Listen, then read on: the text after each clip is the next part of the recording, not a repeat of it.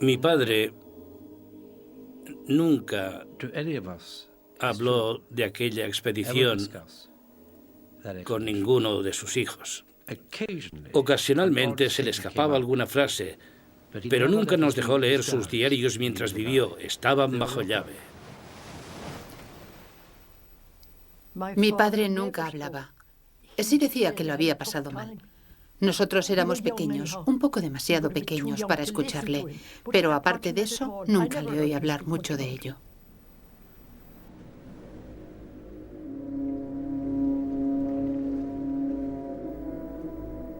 La expedición transantártica imperial de 1914, bajo el liderazgo del explorador polar Sir Ernest Shackleton, habría sido el último gran viaje de la heroica era de los descubrimientos.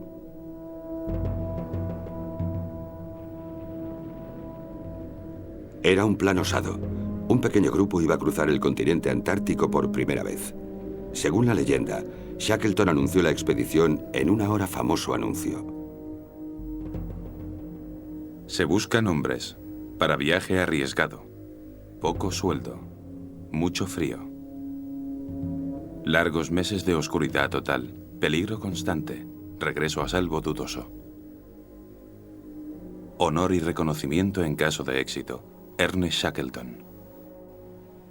Mi abuelo, el coronel Ordlis, siempre estaba buscando una oportunidad para hacer algo excepcional. Y un anuncio así debió ser una tentación para mi abuelo. No pudo resistirse. Chippy McNeish vio un anuncio en el periódico en el que se buscaban hombres para ir a la Antártida. Y decía, quizá no regrese. En fin, él fue a informarse y se fue. 5.000 hombres, desde marineros a científicos formados en Cambridge, respondieron. Al igual que al mismo Ernest Shackleton, les empujaban esperanzas de aventura y de gloria. Cuando tenía 22 años, soñé que algún día iría a la región del hielo y la nieve y que avanzaría y avanzaría hasta llegar a uno de los polos de la Tierra.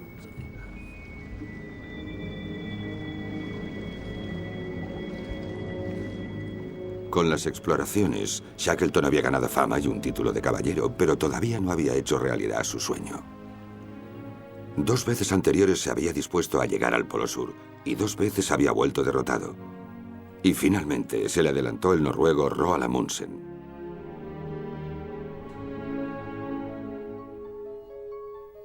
La nueva aventura de Shackleton cautivó la imaginación de los británicos, aunque no todos estaban impresionados. El ministro de Marina Winston Churchill, por ejemplo, veía al famoso explorador como un simple aventurero y rechazó su último proyecto.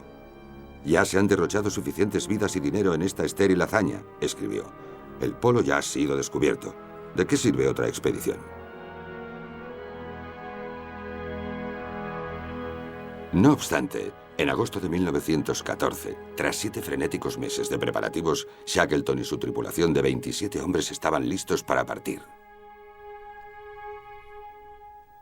Pero mientras su barco zarpaba, el mundo en que se había concebido el sueño de Shackleton se estaba derrumbando.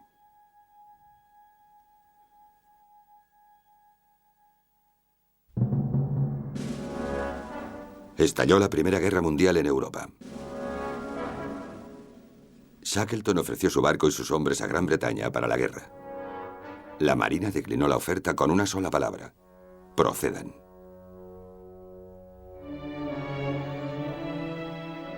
El barco de Shackleton, el Endurance, se llamaba así por el lema de su familia, por la resistencia a la conquista, una frase que resumía el espíritu y la fuerza del propio Shackleton. Estaba dispuesto a no repetir los errores anteriores que le habían costado el premio del Polo Sur. Siguiendo el ejemplo de los noruegos, Shackleton llevó consigo 69 perros de trineo canadienses.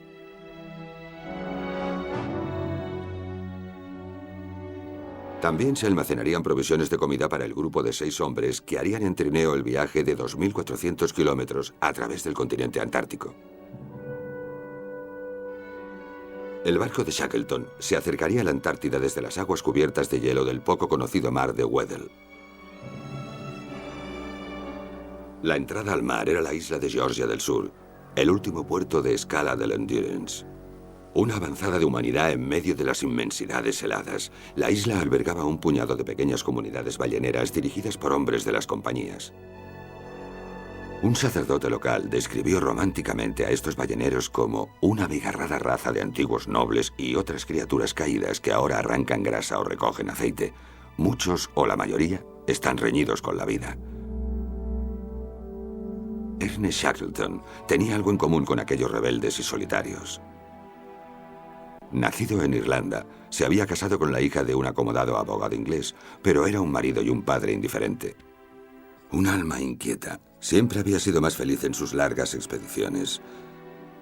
Una vez escribió a su mujer: «A veces pienso que no sé hacer nada más que estar lejos en lo desconocido». Shackleton no era un hombre de 9 a 5, un hombre de rutinas. Quería ser un gran hombre. Buscaba grandeza, reputación. Y en cierto modo, creo que no se habría detenido ante nada por conseguir fama y fortuna. Durante todo el mes de noviembre, Shackleton y su tripulación esperando que las condiciones inusualmente frías del mar de Weddell mejorasen con la primavera austral. El fotógrafo de la expedición, Frank Harley, empezó su trabajo captando imágenes de animales exóticos para un ansioso público británico. La venta de derechos de las filmaciones y fotos habían sido cruciales para financiar la costosa aventura.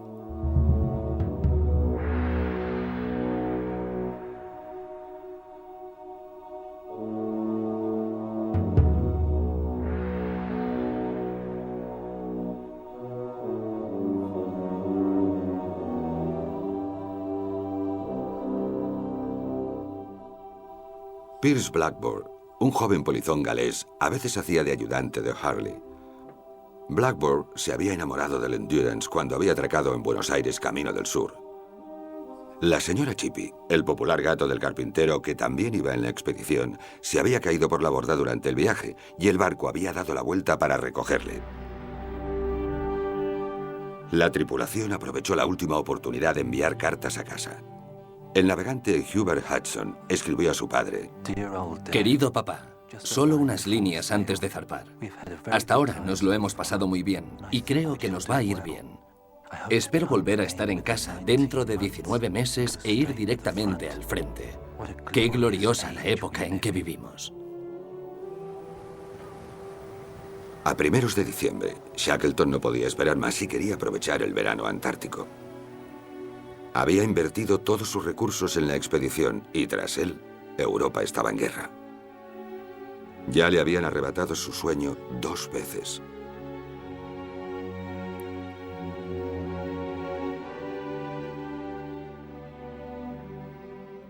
Entonces tenía 40 años y aquella era su última oportunidad. El 5 de diciembre de 1914, el Endurance abandonó la isla y se dirigió al sur.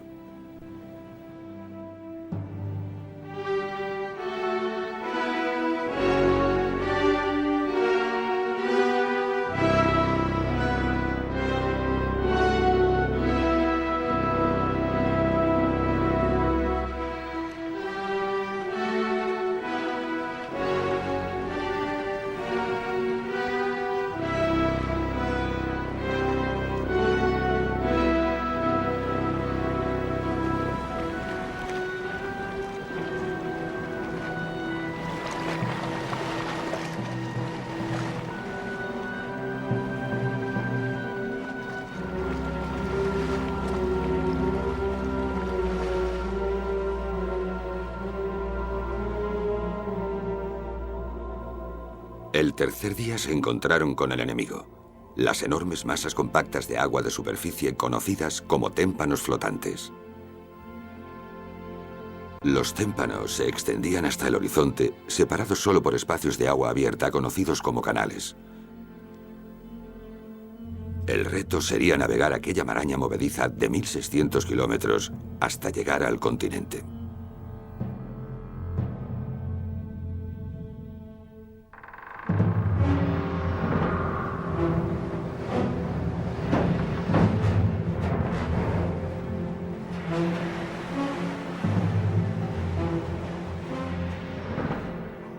El doctor Alexander Maclan, un cirujano escocés y uno de los cuidadores de los perros, escribió sus observaciones del gran espíritu del capitán del barco, Frank Worsley. Worsley se especializó en arremeter y tengo la ligera sospecha de que a menudo se desviaba de la ruta para buscar un buen témpano contra el que arremeter para partirlo en dos. Le encantaba sentir el choque, la sacudida y la sensación cuando el hielo se rompía y pasábamos a través de él.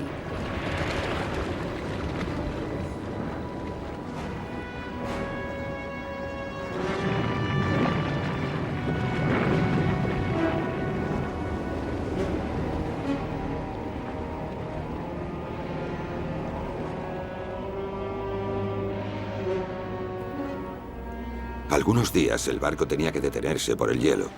Otros recorría largos tramos en agua abierta.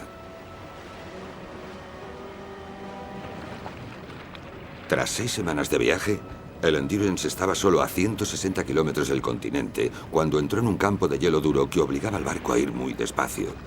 El capitán Worsley dejó constancia de una decisión fatal. Las características del hielo han vuelto a cambiar. Los témpanos son muy gruesos. No podemos abrirnos paso si no es con un gasto de energía muy grande. Por tanto, preferimos ponernos a la capa por el momento para ver si el hielo se abre cuando este viento del noreste se calme. Pero cuando amaneció, los hombres comprobaron que el hielo se había cerrado alrededor del barco. No se veía nada de agua en ninguna dirección. Pasaban los días y el hielo no daba muestras de ceder.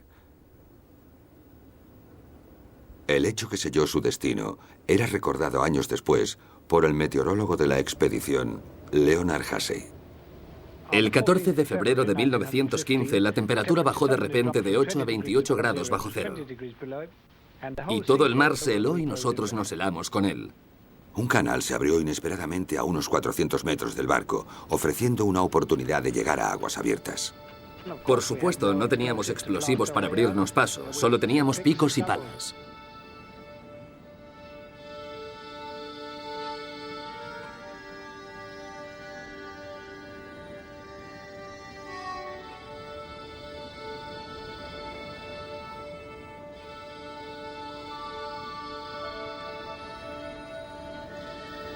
Durante 48 horas, los hombres atacaron el hielo.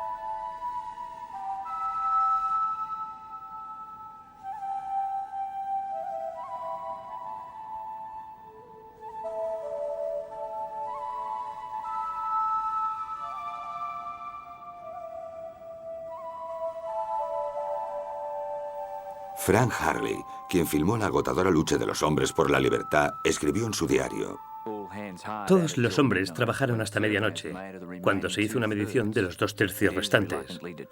Lamentándolo, se decide abandonar la tarea, porque el resto del hielo es impracticable.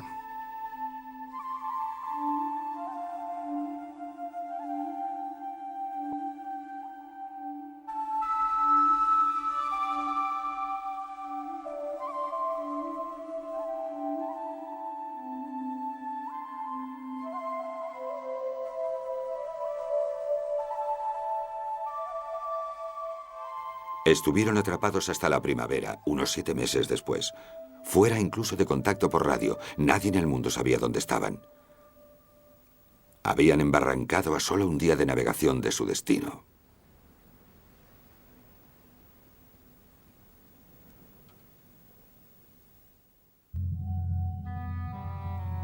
En su diario, el Dr. Maclan escribió: Era más que atormentador, era enloquecedor. Entonces Shackleton tuvo una de sus chispas de verdadera grandeza. No se puso furioso ni mostró hacia afuera la más mínima señal de decepción. Nos dijo simplemente y con calma que tendríamos que pasar el invierno en el hielo. Nunca perdió el optimismo y nos preparamos para el invierno.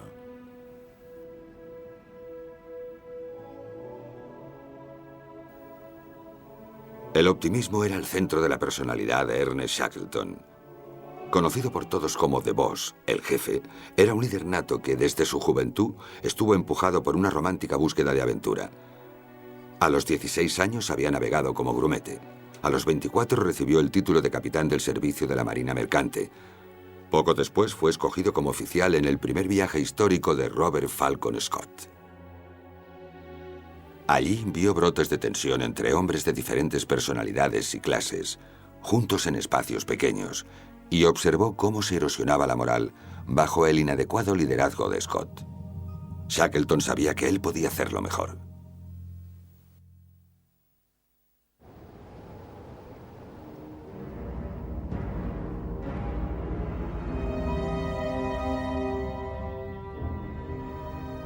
Ahora su propia expedición estaba en apuros, atrapada en el hielo, yendo a la deriva hacia el norte. La tripulación estaba inquieta.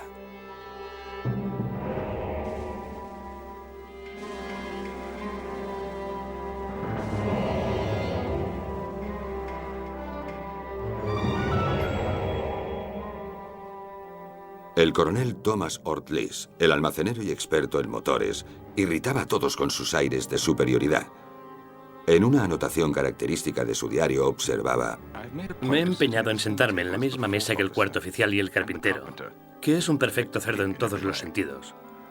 Pero lo he hecho para intentar acomodarme a ideas y modales menos refinados que los míos. Otros compartían su desagrado por la mezcla de clases diferentes. McNish, el carpintero, dedicaba unas cuantas palabras claras al superior experto en motores. Ortliss está en cama con un tirón en la espalda.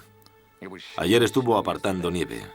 El primer trabajo que ha hecho desde que salimos de Londres.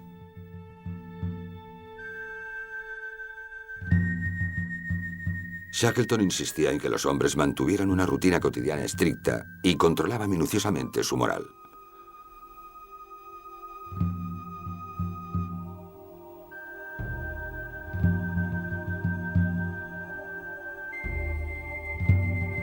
Cuando había amenaza de disensión, Shackleton estaba dispuesto a actuar contundentemente. John Pinson, un campeón de lucha de los pesos pesados, a quien pillaron intimidando a los marineros, fue llamado al camarote de Shackleton. Salió degradado. Todos, incluido el jefe, trabajaban juntos. El marinero Walter Howe recordaba: todos trabajaban. No importaba quiénes fueran o lo que fueran, sus cualificaciones no contaban para nada. El científico James Worthy fue asignado a una brigada de limpieza. Todos estaban dispuestos a colaborar en lo que fuera, incluso en fregar el suelo, y creo que el mismo Shackleton, con su origen irlandés y su capacidad para comunicar y participar, hizo que todos sintieran que eran uno. Eran un equipo, no unos frente a otros.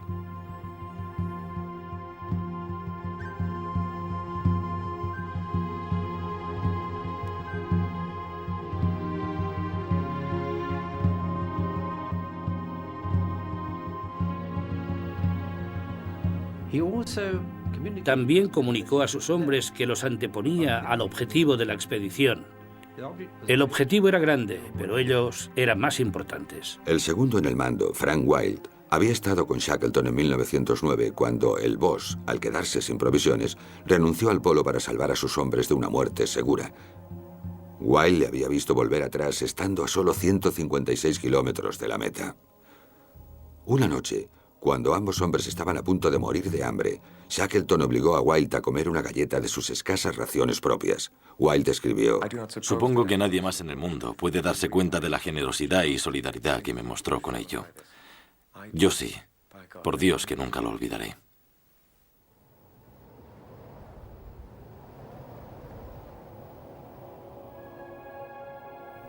El terreno flotante formaba elevaciones por la presión y se hacía más difícil de negociar. El hielo cubría todo su horizonte.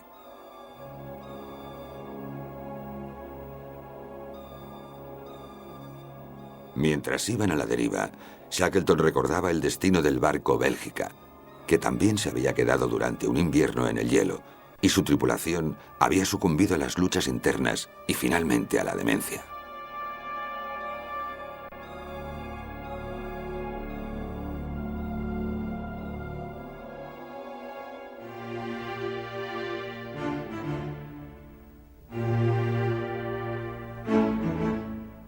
Los hombres recurrieron a los perros, que rápidamente se convirtieron en compañeros indispensables.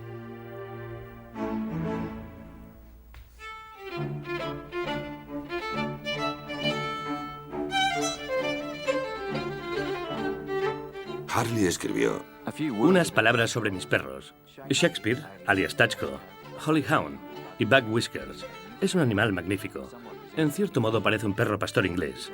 Es una criatura noble, de paso digno, maestro del equipo en combate y líder en sagacidad canina. Un buen líder encuentra la mejor ruta en terreno abrupto y duro. No permite peleas en el equipo, ni se entretiene con bufonadas caprichosas. Un equipo de 9 perros puede acarrear unos 500 kilos. Mi equipo es uno de los mejores.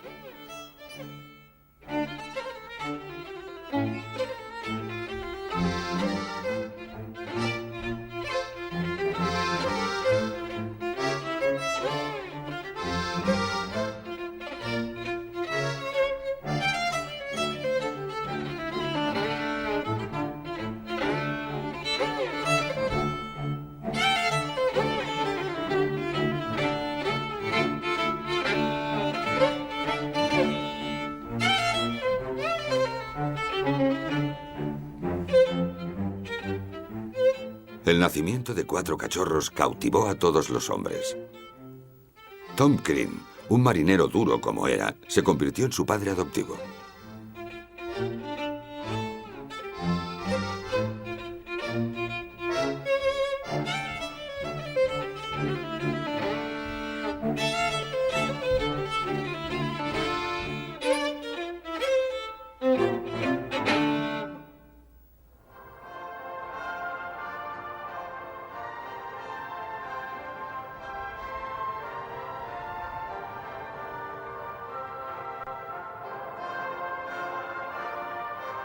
Los hombres pasaban los largos meses jugando al fútbol, con veladas teatrales,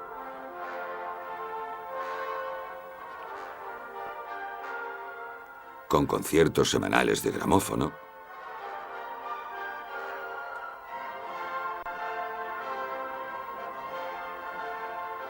y un memorable torneo de corte de pelo. Macnish escribió: Parecemos presidiarios. Y ahora no estamos muy distanciados de esa vida. Pero aún esperamos volver a la civilización algún día.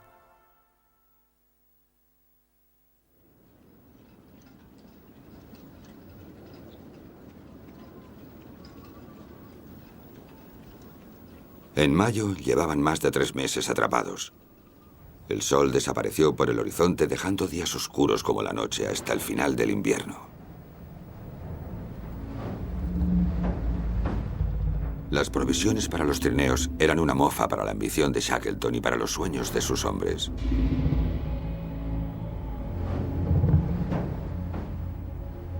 Mientras tanto, siniestras fuerzas estaban actuando. El hielo, su viejo enemigo, amenazaba al indefenso barco. Bajo la presión de témpanos muy comprimidos, enormes bloques de hielo se plegaban y formaban crestas que amenazaban con aplastarlo.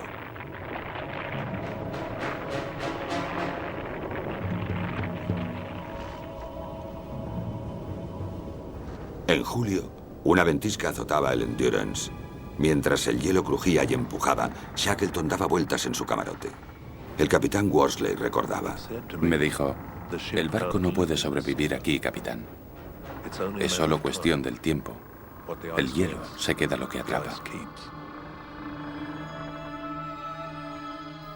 El Endurance sobrevivió, pero mientras el invierno daba paso a la primavera, las embestidas continuaban.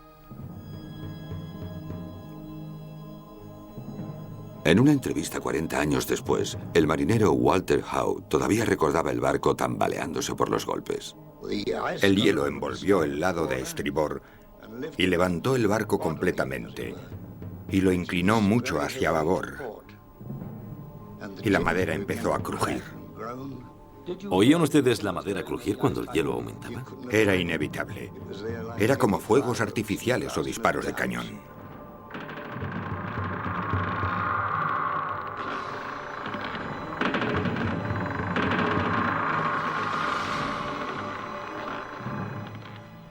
Juntos, Shackleton y White comprobaron los daños del hielo. Ortlies escribió: Sir Ernest debe haber sufrido una terrible ansiedad últimamente, aunque es tan inescrutable que nadie podría haber detectado nada inusual en su comportamiento. Sé con certeza que en 3 días no se acostó ni una vez. Y no creo que se desvistiera en 10 días. Los hombres trabajaban incansablemente para apartar el hielo del barco. Incluso el habitualmente estoico McNish estaba conmovido. Escribió: había momentos en que pensábamos que era imposible que el barco pudiera soportarlo. Todos hicimos un hato lo más pequeño posible con nuestras ropas de abrigo. Yo he puesto las fotos de mis seres queridos dentro de una Biblia. A finales de octubre, el hielo atacó con fuerza renovada, abriendo tablazones del lado de estribor. El agua inundó la bodega. Todos los hombres trabajaron con las bombas durante 3 días y noches para salvar el Endurance. Harley escribió: el barco cruje y se tambalea. Las ventanas se parten y las tablas de cubierta se agrietan y se tuercen. En medio de estas profundas e impresionantes fuerzas, nosotros somos la personificación total de la inutilidad indefensa.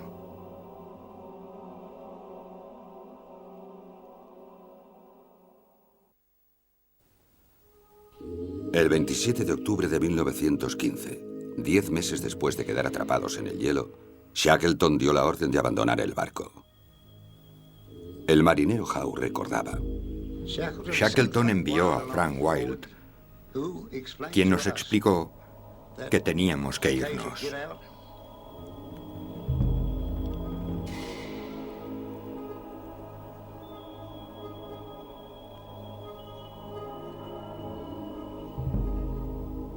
Con anterioridad, probablemente Sir Ernest había visto la luz roja y los trineos estaban cargados con el máximo de provisiones.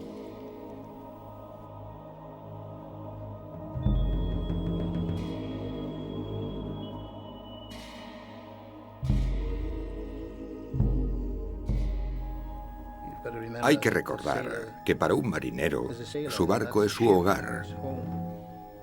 Y una vez abandona el barco, está perdido. Los aventureros de la expedición, las personas que esperaban quedarse y sabían a qué se enfrentaban, como Tom Crean y Worsley, el mismo Shackleton, Wild, se adaptaron un poco más fácilmente, aunque era duro.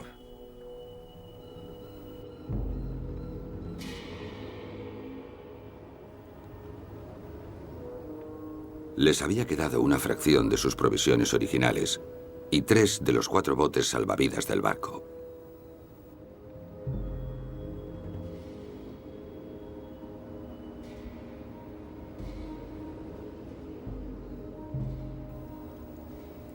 Estaban a menos 28 grados centígrados. Tenían tiendas y ropa, pero no había suficientes sacos de dormir de piel para todos. William Buckwell, un marinero americano, recordaba la lotería que organizó Shackleton. Hubo alguna trampa en la extracción, porque a Sir Ernest, el señor Wild, el capitán Worsley y algunos de los otros oficiales les tocaron sacos de lana. Los buenos sacos de piel calientes les tocaron a los hombres que estaban bajo su mando.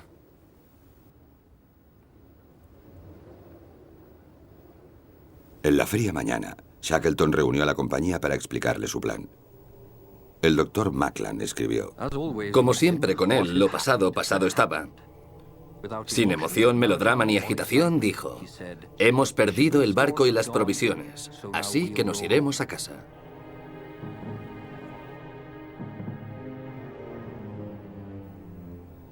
Aquella apariencia tranquila ocultaba la noche que había pasado Shackleton dando vueltas por el hielo solo. Los pensamientos que me venían a la cabeza en la oscuridad no eran alegres. La misión ahora era procurar la seguridad de los hombres, y para ello tengo que usar todos los conocimientos que me ha proporcionado mi experiencia en la Antártida. Nada puede hundir más a un hombre que ver sus sueños derrumbarse. Pero por otro lado, él se dio cuenta de que si una meta había desaparecido, tenía otra. Y pensó: si no puedo atravesar el continente, haré que mis hombres vuelvan vivos. Porque no hay que olvidar que las exploraciones polares estaban llenas de cadáveres.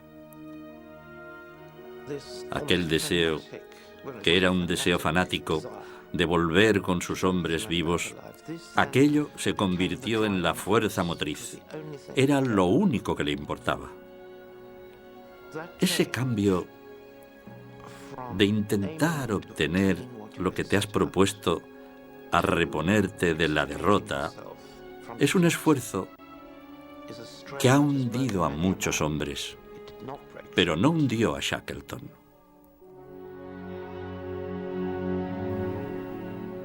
El primer impulso de Shackleton fue ir a la tierra más próxima, a unos 563 kilómetros al oeste.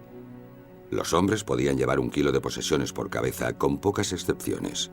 A Hussey se le permitió llevar su banjo, al que Shackleton llamaba medicina mental vital. Pero no podía haber más bocas que alimentar. Por orden de Shackleton, 3 cachorros y la señora Chippy fueron sacrificados. Estoy seguro de que lo correcto es intentar andar. Si logramos hacer 8 u 11 kilómetros al día, nuestras probabilidades de llegar al lugar seguro aumentarán enormemente. Será mucho mejor para los hombres sentir que van camino de tierra que sentarse y esperar.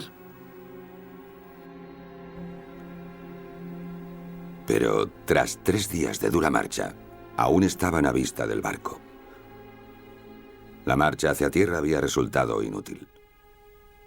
Ahora no quedaba más que hacer que observar y esperar.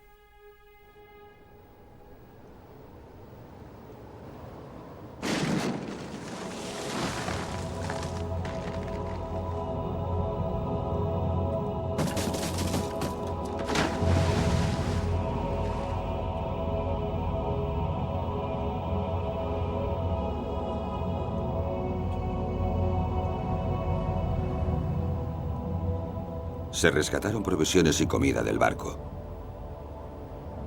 Los hombres recorrían su cubierta rota, recuperando lo que podían, y lo llevaban al campamento. Frank Harley hizo una operación de rescate a su cuarto oscuro sumergido. Escribió: durante el día pasé por las gruesas paredes del refrigerador para recuperar los negativos que estaban guardados allí. Los encontré bajo 1,5 metros de hielo y atándomelos a la cintura y buceando los saqué.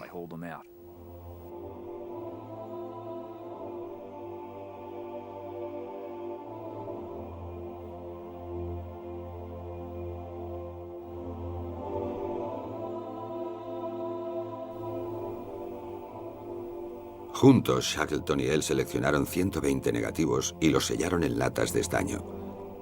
Shackleton obligó a Harley a destruir los 400 restantes para que no tuviera la tentación de recuperarlos más tarde. Harley solo se quedó con una cámara Kodak de bolsillo y 3 carretes. El 21 de noviembre, el barco roto se hundió completamente bajo el hielo. Shackleton escribió simplemente: a las 5 de la tarde se hundió. No puedo escribir sobre ello. Ahora no quedaba nada del Endurance y su larga batalla, excepto las imágenes de Harley.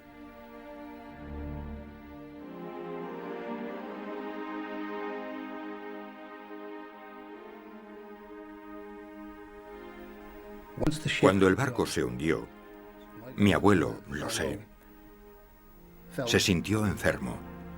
No se sentía bien sobre el hielo. Era algo nuevo. Él había visto nieve de niño, pero nunca había pisado un iceberg. Así que era un juego nuevo, por así decirlo. Lo que pensaban era, como cualquier ser humano, supongo, ¿vamos a salir vivos?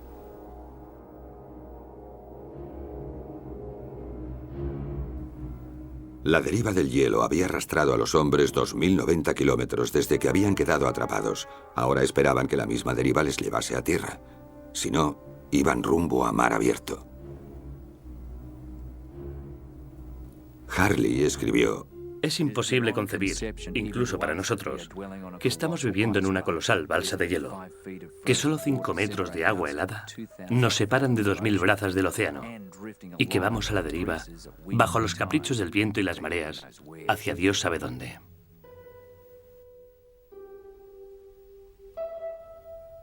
Usaron madera del barco para construir un nuevo hogar, el campamento Océano. El timón se convirtió en el nuevo fogón. Harley convirtió ingeniosamente parte de la caldera del barco en una estufa y usaban piel de pingüino y grasa de foca como combustible. Se estableció una rutina cotidiana. Cazar pingüinos y focas se convirtió en la actividad principal.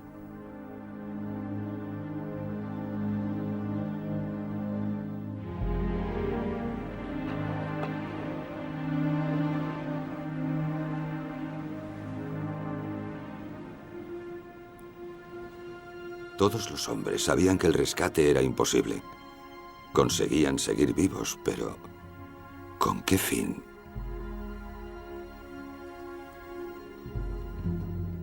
Lo pasaron bastante mal en el hielo.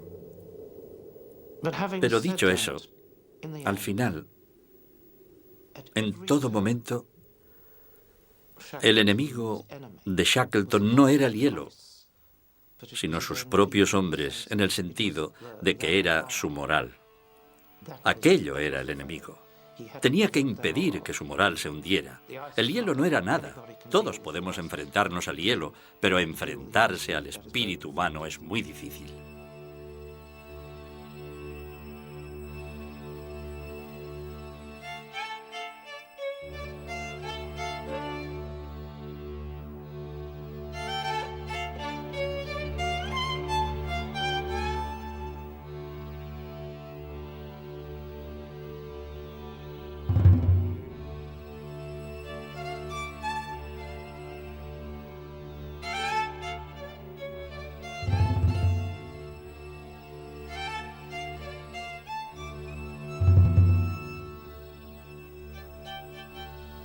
Un mes después de abandonar el barco, un ataque de ciática tuvo a Shackleton en su tienda durante 2 semanas. Al salir de su confinamiento forzoso, tomó la sorprendente decisión de intentar una segunda marcha hacia tierra. En su diario relataba: una brisa de esperanza agradable recorrió el campo cuando lo anuncié. Nada estaba más lejos de la verdad.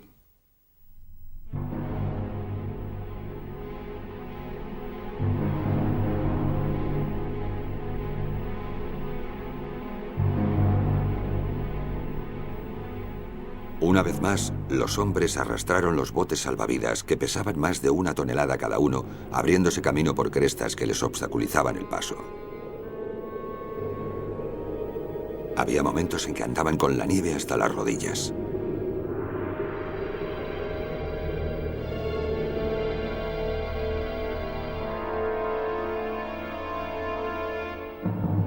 El 4.º día, McNish se plantó. Con anterioridad, el carpintero había propuesto construir una balandra con los restos del Endurance. Shackleton había rechazado el plan. Ahora McNish se rebelaba abiertamente y se negaba a continuar. Su deber de obedecer órdenes, afirmaba, había terminado con el abandono del barco. Chippy era un hombre al que no le gustaba que le dijeran lo que tenía que hacer. ¿Sabe lo que quiero decir? Era claro y sincero. Si no le gustaba una cosa, te lo decía. Él era esa clase de hombre. La autoridad no significaba nada para él. Shackleton reunió a los hombres y leyó los artículos del barco, confirmando rotundamente su mando. A pesar de la pérdida del barco, anunció, todos los hombres recibirían su salario hasta que llegasen a puerto.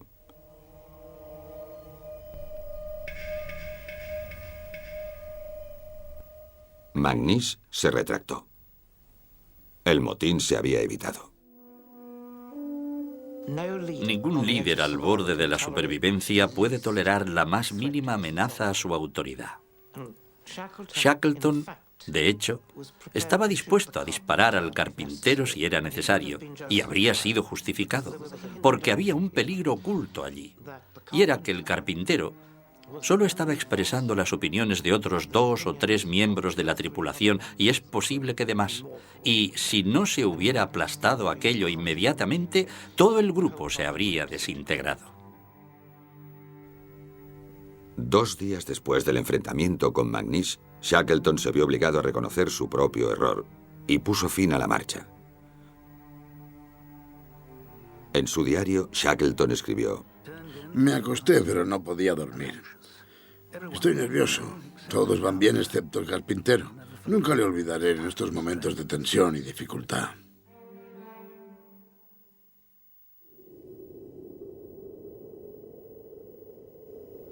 Shackleton había sofocado la rebelión, pero no podía aplacar todas las dudas que amenazaban con erosionar su autoridad.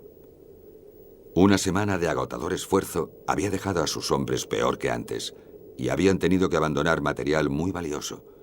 La vida en la nueva base, el campamento Paciencia, sería mucho más dura. Surgían más dudas sobre el criterio del jefe. Las reservas de comida se estaban agotando, pero Shackleton había impuesto limitaciones estrictas sobre la cantidad de carne de pingüino y de foca que se almacenaba, insistiendo en que les sacaría del hielo antes del invierno.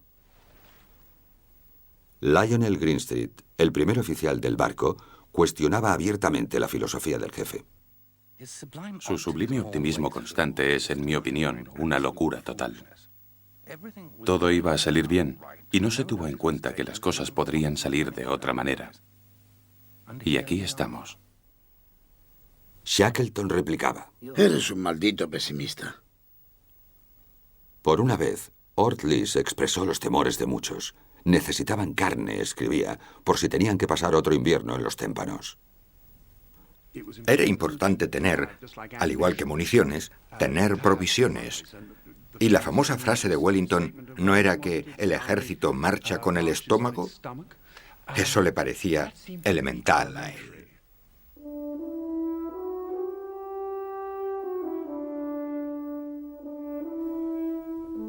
Al final, fue la opinión del jefe la que se impuso. La gran característica de Shackleton era la capacidad para atraer lealtad, incluso contra el mejor criterio de sus hombres. Y eso tiene que depender de alguna fuerza del carácter, alguna llama que arde dentro de un hombre. La caza escaseaba. No había comida para los perros. Shackleton dio a Wilde la ingrata orden de matar a algunos equipos de perros. Harley rindió su último homenaje a su viejo compañero. Salve, viejo amigo Shakespeare. Siempre te recordaré. Intrépido, fiel y diligente.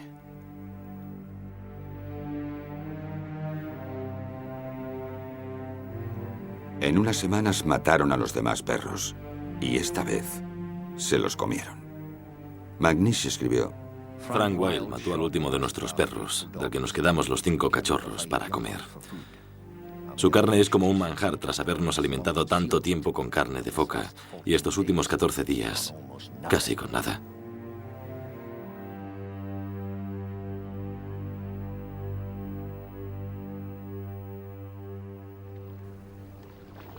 Mientras los hombres iban a la deriva hacia el borde del hielo, este empezó a desintegrarse a su alrededor.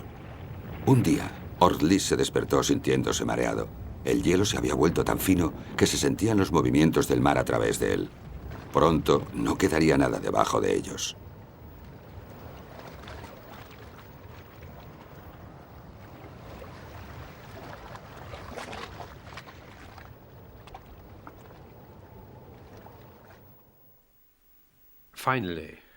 Finalmente, Shackleton pensó que tenían que subirse a las barcas y buscar una isla para escapar del hielo.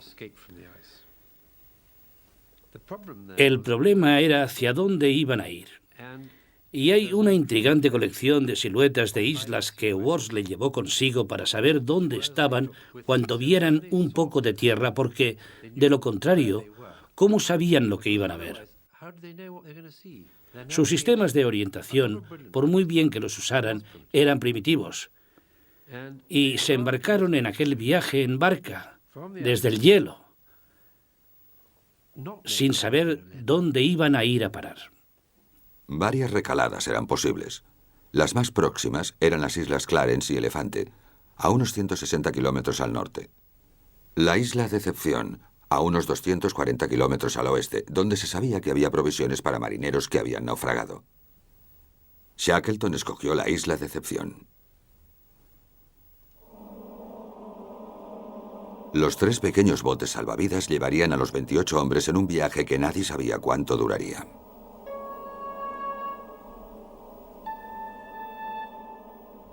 El marinero William Backwell recordaba el histórico día de la partida. Nuestro primer día en el agua fue uno de los más fríos y peligrosos de la expedición. El hielo se movía mucho. Era muy difícil mantener los botes en los canales abiertos. Muchas veces nos salvamos por poco de ser aplastados cuando se juntaban las grandes masas de hielo.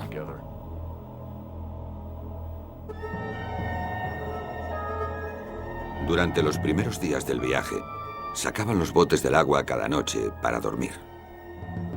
Sin la cámara de cine y con pocos carretes fotográficos, sería el artista de la expedición, George Marston, quien dejaría constancia de sus pocos sólidos campamentos sobre el hielo a la deriva. Leonard Hussey y Walter Howe recordaban la noche en que se produjo el desastre. Íbamos a la deriva sobre un trozo de hielo. Teníamos frío, estábamos helados. Era una noche totalmente oscura y el hielo se abrió justo debajo de la tienda. Estábamos 8 allí. Un pobre chico llamado Holness cayó al agua con su saco de dormir. Shackleton miró por la grieta y vio un hombre flotando dentro de su saco de dormir. Shackleton cogió a Holness y lo subió al hielo con su saco, sabiendo que solo podría sobrevivir unos minutos en el agua helada. Segundos después, el hielo volvió a juntarse con una fuerza tremenda. Recuerdo que Shackleton le dijo a Holness, ¿estás bien? Sí, señor, le contestó. Estoy bien. Lo único que lamento es que mi maldito tabaco se ha quedado ahí abajo.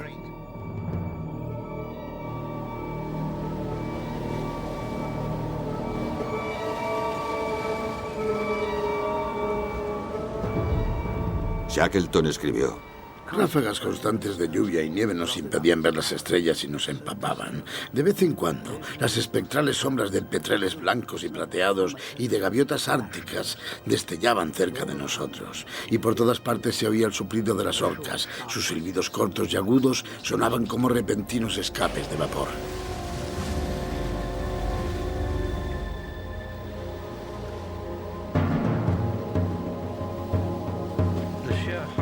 Solo dureza de remar. Mi padre decía que al final de un turno tenían que despegarte las manos de los remos, y es muy difícil imaginar lo que se debe pasar cuando intentas dormir con las manos totalmente heladas, la ropa probablemente empapada y con hambre. Los días pasaban remando penosamente y achicando agua. No lograban encontrar hielo estable y ahora pasaban las noches esperando impotentes en el negro mar. Para completar su desgracia, muchos hombres padecían disentería. Creo que solo tomaban una bebida caliente al día.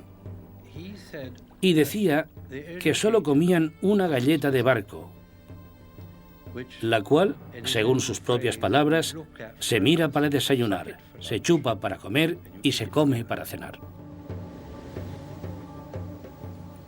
Lo que impidió que se derrumbasen fue la fuerza de voluntad de Shackleton, su liderazgo.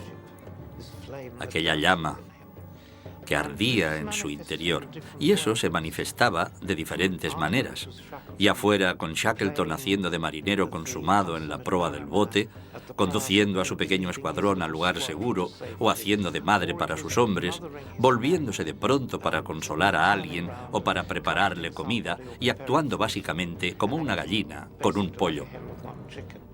Y al minuto siguiente era un rigorista haciendo avanzar a sus hombres.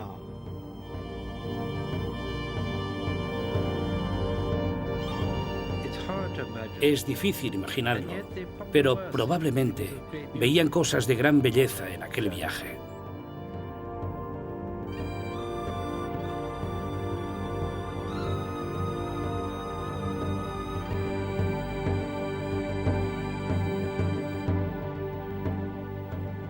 Íbamos atados los 3 botes por el mal tiempo. Y durante la noche, varias ballenas, no sé de qué especie, soplaban cerca de nosotros. Y si hubieran tocado una de las cuerdas, sin duda los 3 botes habrían desaparecido. Y nosotros también. Durante días y noches sin dormir, los timoneles manejaron los timones. Cuando Worsley terminó su turno, tuvieron que acostarle en el bote y abrirlo lentamente de su posición acurrucada como una navaja.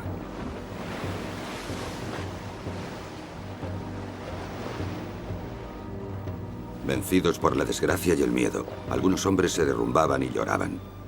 Ahora Shackleton sabía que tenía que llegar a tierra a toda costa. Cambiaron de rumbo y se dirigieron a la isla Elefante. La noche del 6º día, los cielos se oscurecieron al noroeste y se desató una galerna. Inundado de agua, uno de los botes corría peligro de hundirse. Ord-Lins, que hasta entonces se había negado a remar, reaccionó ante la crisis y achicó agua para salvar a sus compañeros. Mi abuelo fue siempre un hombre que quería hacer una hazaña. Remando es imposible hacer una hazaña. Todos están en el mismo remo haciendo lo mismo.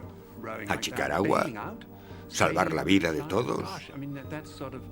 Aquello era como un regalo del cielo para mi abuelo, porque todos sabrían que había estado en pie toda la noche achicando agua. O sea, los caballeros no reman, pero hacen todo lo necesario para salvar vidas.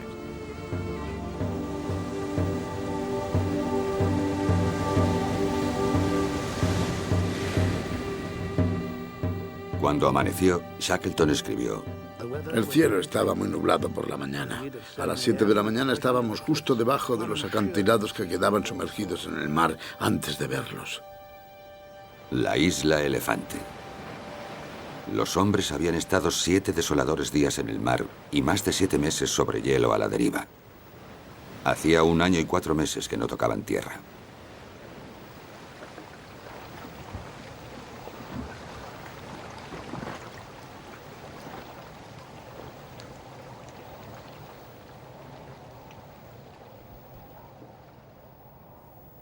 Con los dedos congelados, Harley describía el desembarco.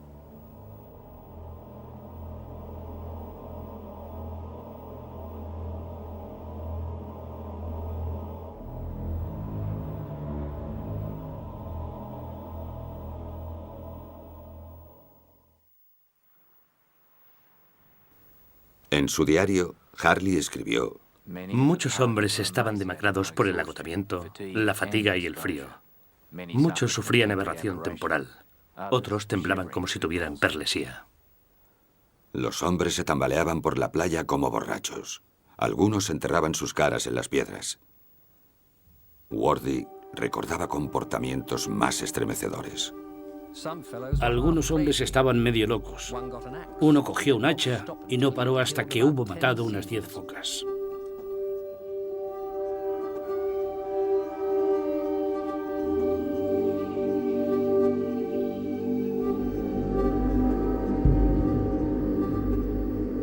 Shackleton ordenó que se preparase comida. Era la primera comida caliente en 3 días.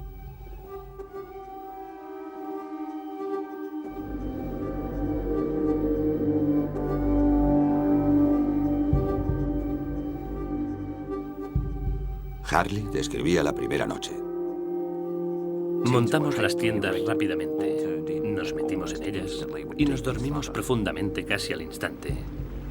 Qué maravilla despertarse y oír los graznidos de los pingüinos mezclados con el mar. Dormirse y volver a despertar y sentir que es real.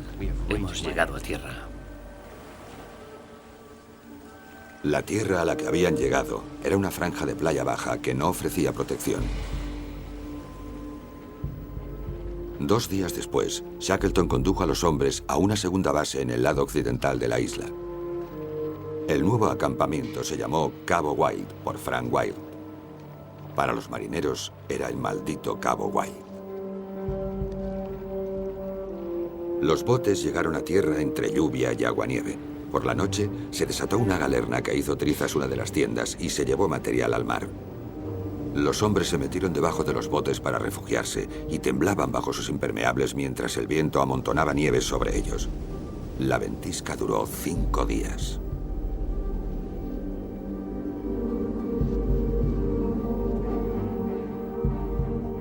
Creo que esta mañana he vivido el momento más desgraciado de mi vida.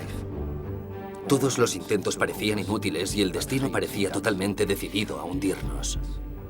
Los hombres sentados maldecían, no en voz alta, pero con una intensidad que mostraba su odio por esta isla en la que buscábamos refugio.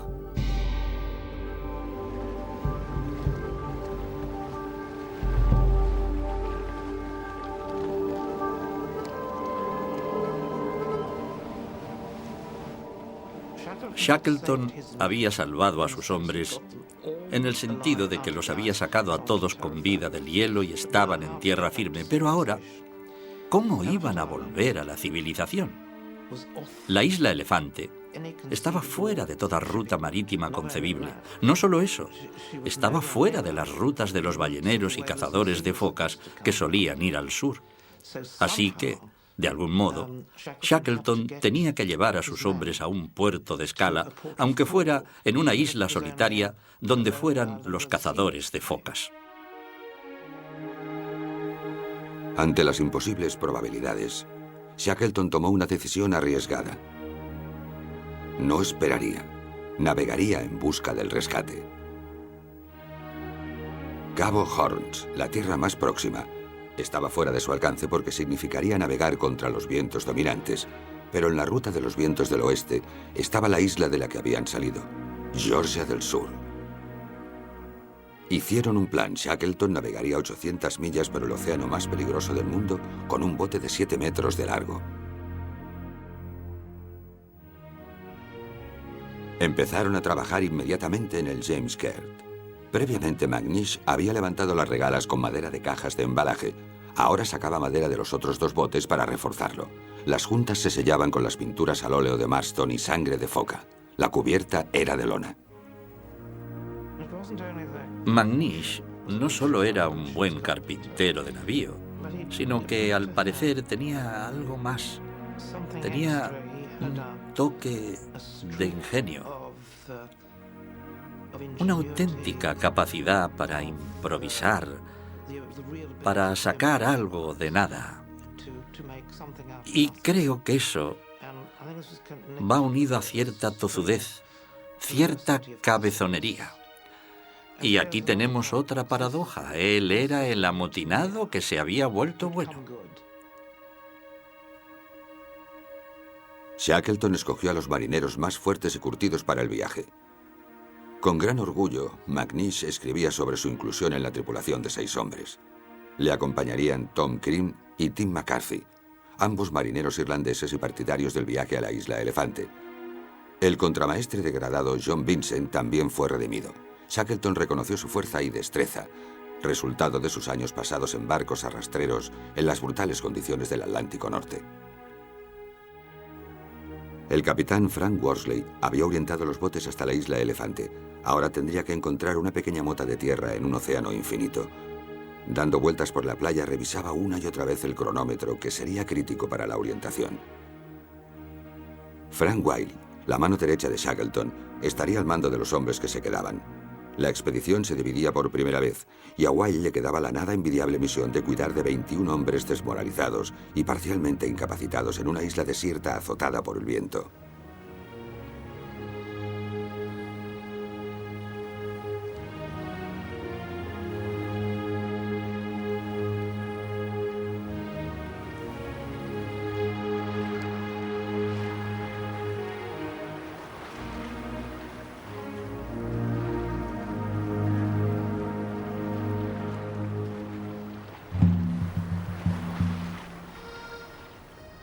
El 22 de abril de 1916, McNish terminó su trabajo y el cielo se despejó.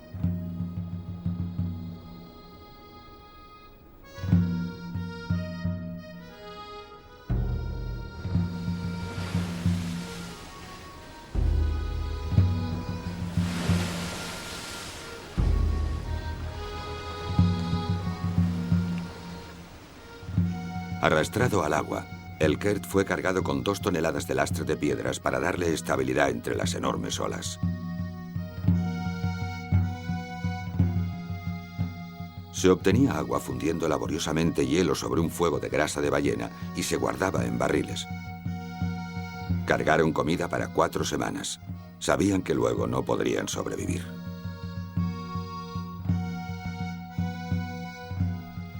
Desde el fondo de la playa, Harley captó el momento de la partida, con los hombres que se quedaban animando valientemente al Kert en su viaje.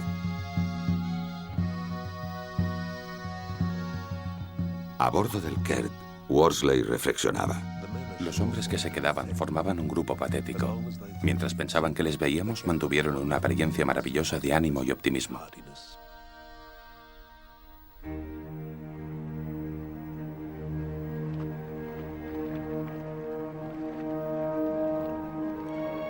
La isla Elefante desapareció en la distancia mientras el Kert partía en un día raro de sol y mares tranquilos.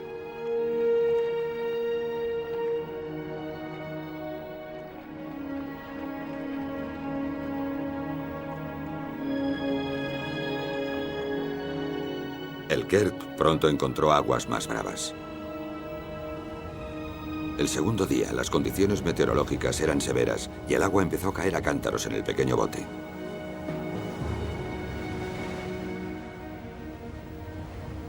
Frank Worsley recordaba.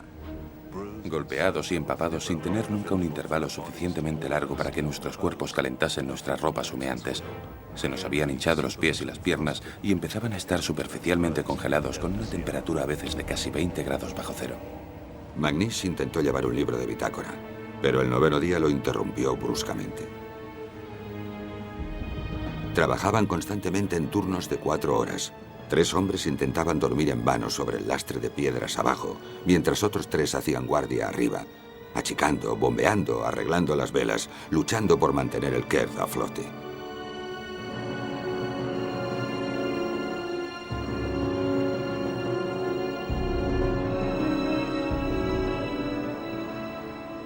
Estaban en una pequeña barca de remos de 7 metros y la altura de las olas era absolutamente impresionante.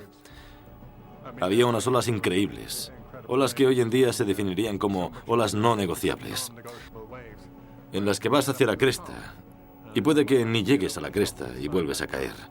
Por tanto, fue un extraordinario viaje de supervivencia.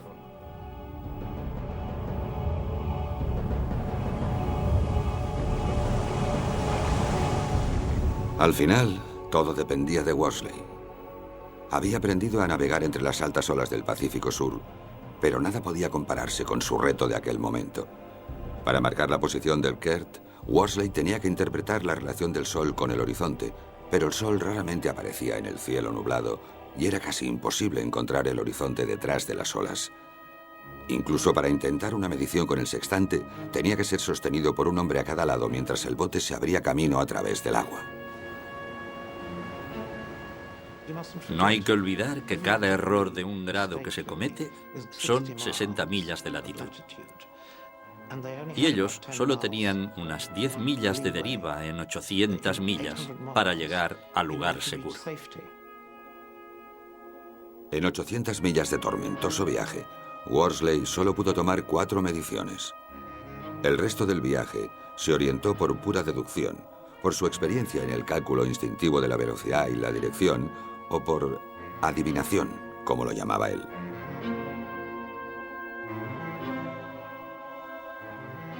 El 10º día, Worsley creía que habían recorrido poco más de la mitad del camino. Y escribió: 2 de los hombres estaban a punto de morir. Shackleton tenía un dedo sobre el pulso de cada uno de ellos.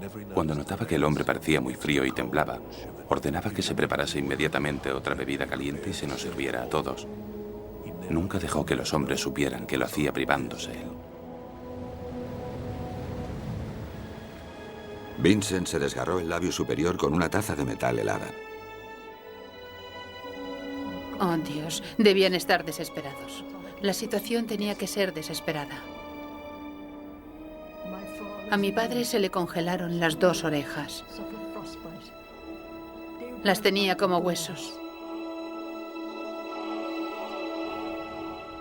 La tarde del 7 de mayo, tras 14 días en el mar, un trozo de kelp flotaba junto a ellos. Estaban cerca de tierra. Worsley recordaba aquel momento. Nos miramos unos a otros con risitas alegres y tontas. El pensamiento predominante era: lo hemos conseguido.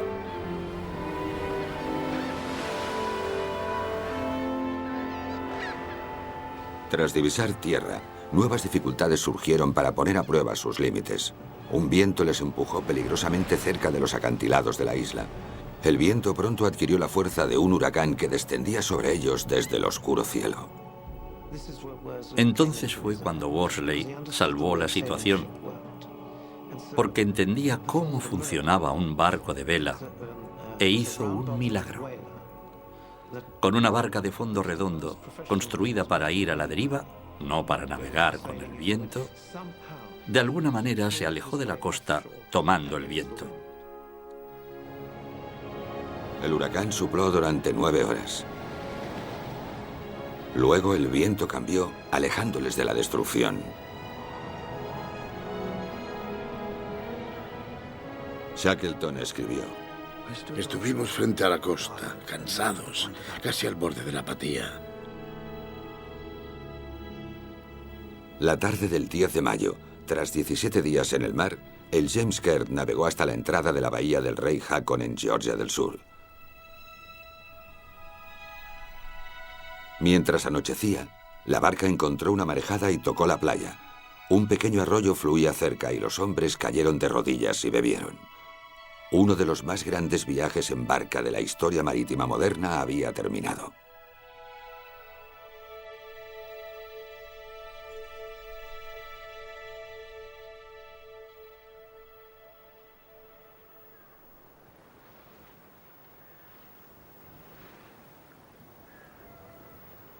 Por encima de ellos, la colina estaba cubierta de hierba, la primera vegetación que veían en 17 meses. McNeice recordaba: Subí a la colina y me acosté sobre la hierba. Y me vinieron a la mente los viejos tiempos en casa, sentado en la ladera de la colina, mirando al mar.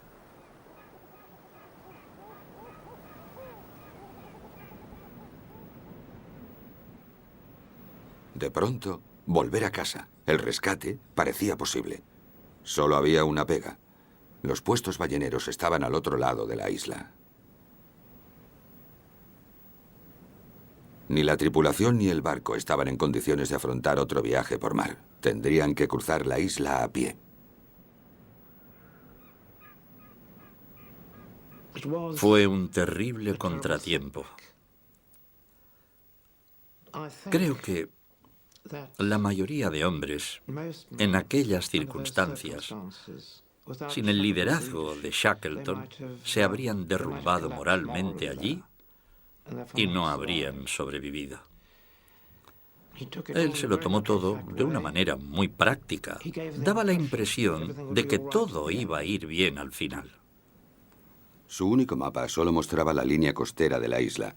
El interior era desconocido.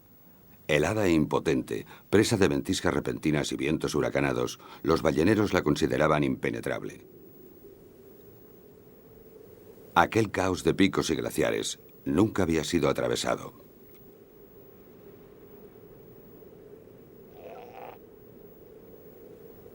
Acababan de sobrevivir 17 días en el mar y aún tenían los pies entumecidos por la congelación, pero si querían ser rescatados, tenían que llegar al otro lado.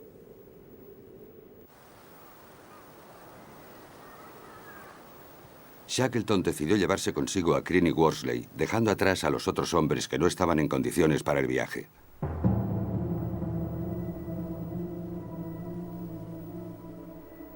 Usando tornillos de la barca, McNeish improvisó botas para escalar.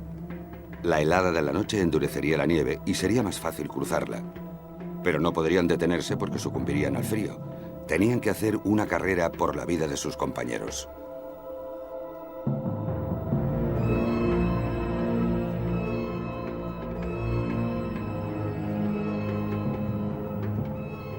Demasiado débiles para llevar nada más que lo puramente necesario, los tres hombres se llevaron una cuerda y una zuela de carpintero como único equipo. Aprovechando la luna llena y el tiempo en calma, salieron a las 3 de la madrugada hacia el puesto ballenero de Stromness. Bajo la engañosa capa de nieve había campos de hielo llenos de grietas. Un mal paso podía suponer la muerte. A medida que el día avanzaba, ellos recorrían un desconcertante laberinto de crestas y llanos.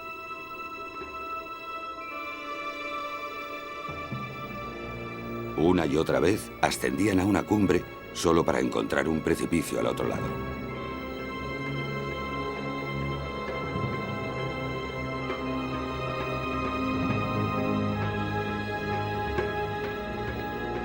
Shackleton recordaba: entonces sentíamos la dureza de la marcha a la que no estábamos acostumbrados. Habíamos andado poco desde enero y nuestros músculos no estaban a tono.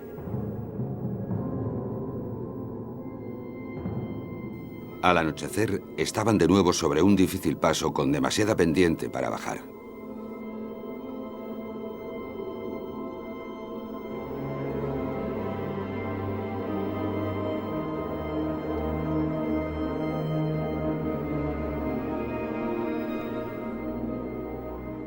Era de la máxima importancia para nosotros bajar hasta el siguiente valle antes de que anocheciera.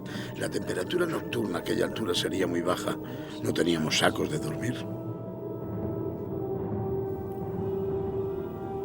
Worsley escribió: Shackleton dijo: tenemos que arriesgarnos. ¿Estás conmigo? Nos deslizaremos. Enrollaron la cuerda formando una almohadilla y se sentaron y se lanzaron sin saber qué rocas o hielo cortante habría en su camino. Parecía que nos habíamos lanzado al espacio. De pronto sentí una sensación grata y supe que me estaba riendo. Acabamos en el fondo, en un banco de nieve. Nos levantamos y nos dimos la mano solemnemente.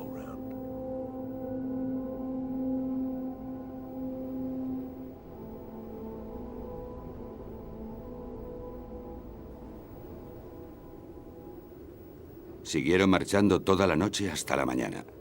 Shackleton escribió: a las 5 de la mañana estábamos a los pies de las estribaciones rocosas de las montañas.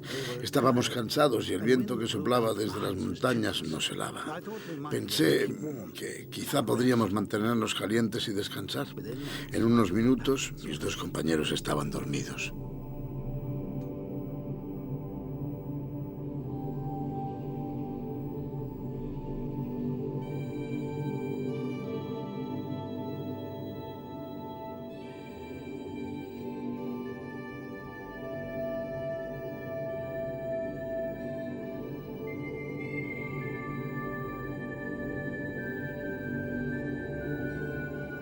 Me di cuenta de que sería desastroso si nos dormíamos todos a la vez, porque en esas condiciones del sueño se pasa la muerte. Al cabo de 5 minutos hice que se despertasen. Les dije que habían dormido media hora y volvimos a caminar.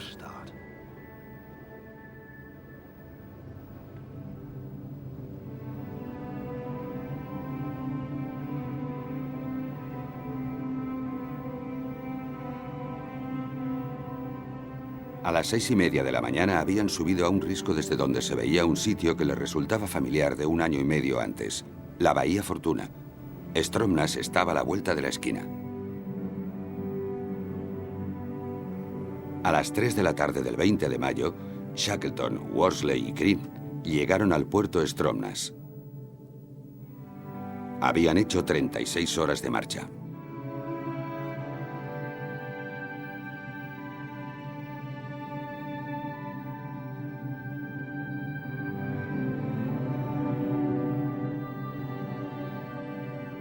Llamaron a la puerta de la casa de Doral Shorley, el jefe del puesto. ¿Quiénes demonios son ustedes?, se dice que preguntó Shorley. Me llamo Shackleton, fue la respuesta.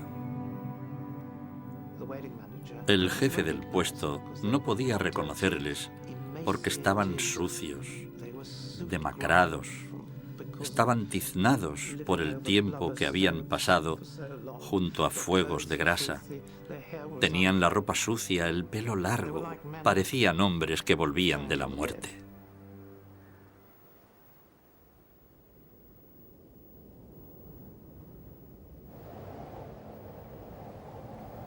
Aquella noche el tiempo empeoró. Acostado en la cama en la casa del jefe, Shackleton escuchaba la nieve que chocaba contra la ventana. Si les hubiese pillado una ventisca, nada podría haberles salvado. Años después, Shackleton hacía una narración mística de la travesía de Georgia del Sur. Durante aquella larga y dura marcha de 36 horas por las montañas y glaciares sin nombre de Georgia del Sur, a menudo me parecía que éramos 4, no 3. No les dije nada a mis compañeros, pero después Bosley me dijo: «Boss, he tenido la curiosa sensación de que había otra persona con nosotros».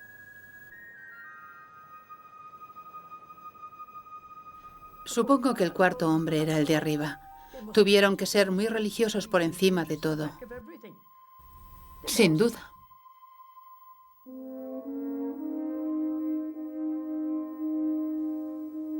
Tres días después de llegar a Stromness, Shackleton, Worsley y Crean salieron hacia la isla Elefante en un barco prestado. Sus 3 compañeros de la bahía del rey Haakon fueron enviados a casa. A 60 millas de la isla, el barco de rescate fue detenido por su viejo enemigo, el hielo. No podían hacer nada más que volver atrás. Durante los 4 meses siguientes, Shackleton hizo intentos cada vez más frenéticos por llegar a sus hombres de la isla Elefante. Por fin, a finales de agosto, el gobierno chileno le prestó un pequeño remolcador llamado el Yelcho, y Shackleton, Worsley y Crean salieron en su cuarto intento de rescate. Isla Elefante. El equipo de rescate llevaba al menos 10 semanas de retraso. En su diario, Ortlieb escribió: 26 de agosto de 1916. Otro día maldito, muy oscuro y con lluvia. La poca carne de foca que nos queda está podrida, porque la hemos aprovechado tanto que solo queda la más descompuesta. Los 22 hombres pasaron el oscuro invierno viviendo en una pequeña cabaña hecha con los botes volcados. Vivíamos 22 hombres en una pequeña cabaña oscura. El tiempo era espantoso. Había ventiscas y tormentas de nieve casi constantemente. La gran dificultad, por supuesto, era la falta de agua. Había mucha agua helada por todas partes, pero a esas temperaturas no se puede chupar el hielo. Si lo haces, te quemas los labios y la lengua como si hubieras chupado un trozo de hierro al rojo vivo. Así que llevábamos unos trocitos de hielo a los sacos de dormir por la noche en una vieja lata de tabaco. Y si estabas muy quieto por la noche, algunos de los trozos se fundían, y por la mañana tenías una cucharadita de agua para desayunar. Por supuesto, la comida era muy escasa. Teníamos muy poca, excepto un poco de foca y pingüino cuando venían. Y Marston, que estaba con nosotros, tenía un pequeño libro de cocina del que nos leía una receta por noche. Estábamos todos muy quietos y solemnes, sugeríamos cambios y mejoras por turnos, y cuando el último hombre había terminado, nos dormíamos soñando con los platos que rechazaríamos cuando volviéramos a casa. Es difícil imaginar lo hambriento que puede estar un hombre. Cuando habíamos comido nuestras raciones y todas las focas y pingüinos que podíamos cazar, entonces nos mirábamos unos a otros sin ninguna enemistad.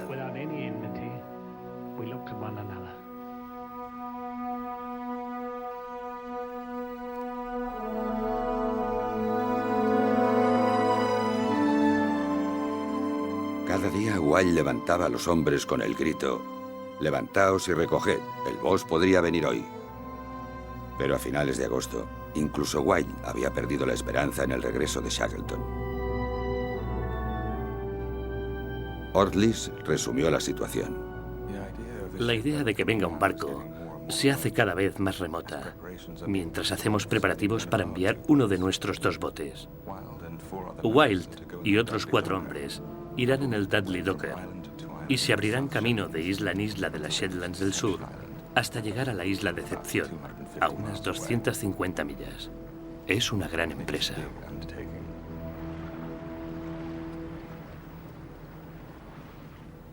El 30 de agosto de 1916, los hombres estaban reunidos en su cabaña comiendo espinazo de foca hervido. Marston y Harley se habían quedado fuera quitando la concha a unas lapas que habían recogido. De pronto, Marston metió la cabeza en la cabaña. Macklin recordaba: Marston entró preguntando si no sería buena idea enviar señales de humo. Wilde preguntó qué pasaba y Marston contestó con las palabras mágicas: ¡un barco!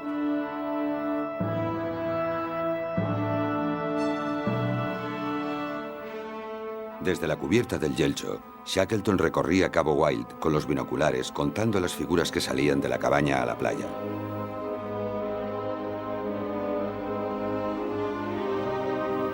Frank Worsley recordaba: 2, 5, 7. Y luego un grito exultante: «Están todos ahí, capitán, están todos a salvo».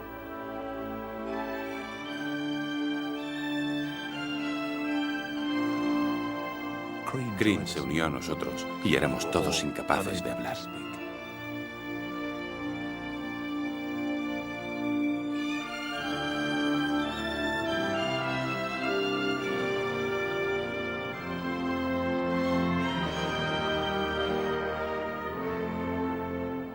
Todos los hombres estaban a salvo. No se había perdido ni una vida.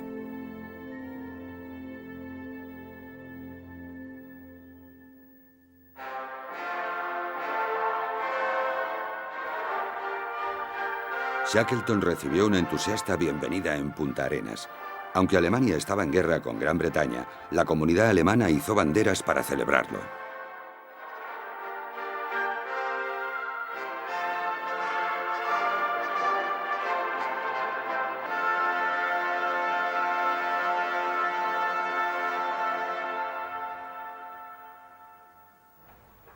La tripulación del Endurance volvió a una Gran Bretaña que se parecía poco a la que habían dejado 2 años antes. Cuando Shackleton y sus hombres se fueron de Inglaterra, la Gran Guerra acababa de empezar y sus mentes estaban todavía en la Inglaterra eduardiana. Pero cuando volvieron a la civilización, entraron en el mundo moderno y la guerra era incomprensible para ellos. Y debido a la gran carnicería de los campos de batalla de Europa, Shackleton más bien desapareció. En cualquier caso, no era el héroe que se quería en Inglaterra en aquella época. Los británicos querían héroes muertos y tenían infinidad de héroes muertos.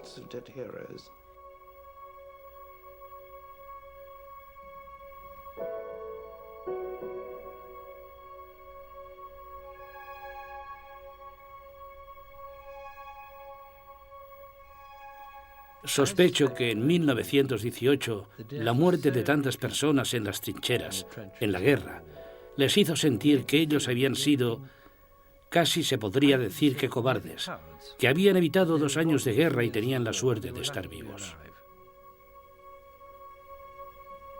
La mayoría de hombres fueron a la guerra tras su regreso. Frank Harley fue a fotografiar la guerra en las trincheras. Tim McCarthy moriría en el mar 6 semanas después de alistarse.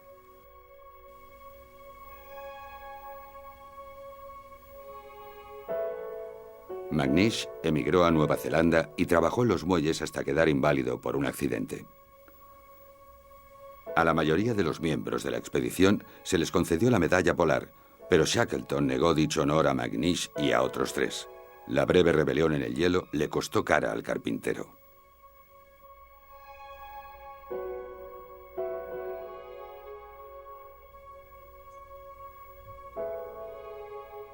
Como Shackleton sabía, la expedición del Endurance había sido su última oportunidad de alcanzar la gloria.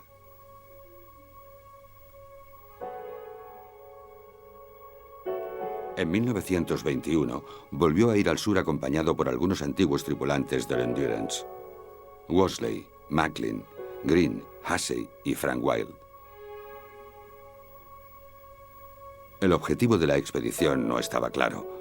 Lo único que importaba era que iban al sur otra vez. La noche de su llegada a Georgia del Sur, Shackleton tuvo un ataque al corazón y murió. Aún no tenía 48 años. A petición de su esposa, sus hombres le enterraron en el pequeño cementerio de la isla.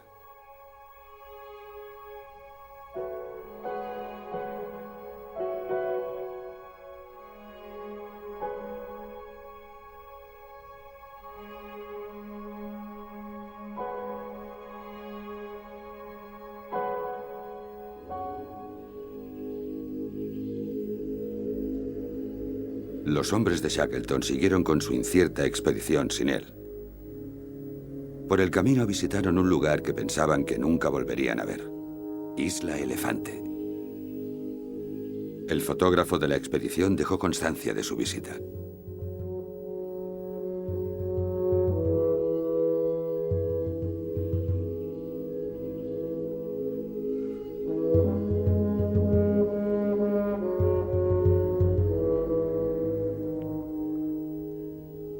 Al volver a ver el lugar de su oscuro invierno, les invadió una inesperada nostalgia. Macklin. Estábamos mirando con binoculares, identificando y reconociendo viejos lugares familiares. ¡Ah, qué recuerdos! ¡Qué recuerdos! Venían a la cabeza como una gran inundación y nos hacían llorar. Y al sentarme e intentar escribir, una gran emoción me invade y veo que no me puedo expresar. Una vez más veo las viejas caras y oigo las viejas voces. Viejos amigos repartidos por todas partes. Pero expresarlo todo me parece imposible.